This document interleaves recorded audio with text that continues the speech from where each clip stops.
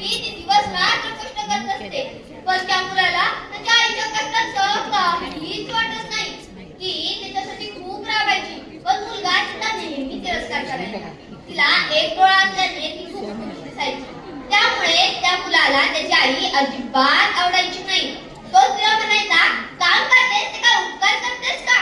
पण या सर्व गोष्टी आई अजिबात मनाला लावून घ्यायची नाही. तो मुलगा तिला साधं शाळेत देखील येऊन देत नव्हता. एकदा शाळेत कार्यक्रम असल्याने आई शाळेत येते.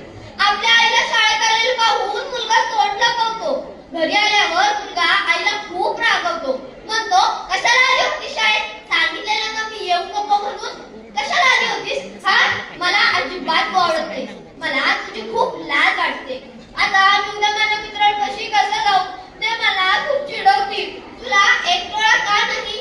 यावर त्याची आई काहीच म्हणत नाही आणि मुलाचं बोलणं मनाला देखील लागून घेत नाही. मुलगा एकदा मध्यरात्री उठतो आणि पाहतो तर त्याची आई दबक्या आवाजात रडत असते. पण त्या मुलाला त्याचं देखील काहीच वाटत नाही.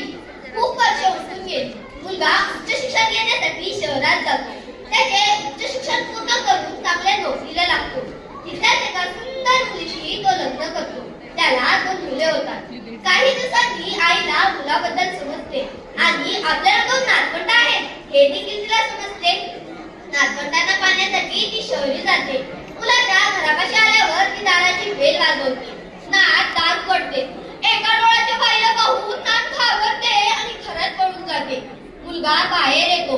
तो आईला ओळखतो, पण ओळखून देखील न ओळखल्यासारखा करतो. आई तेथून निघून जाते. आई खूप रडते आणि गावाला निघून येते.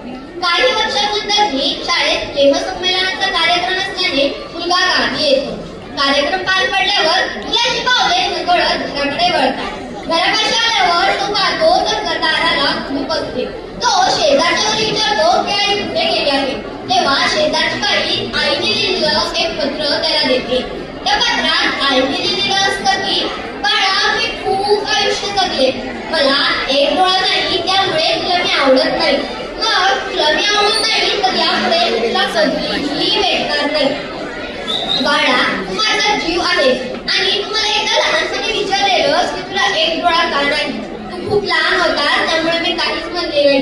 पण आज सांगते, तू लहान असताना एक अपघात घडला. त्यात तुझे बाबा स्वर्गवासी झाले आणि तुझा एक डोळा कमी झाला. एका डोळ्याने तू अख्खं आयुष्य कसं करणार या विचाराने मी हैराण झाले आणि माझा एक डोळा लागला. बाळा तू माझा प्राण आहे.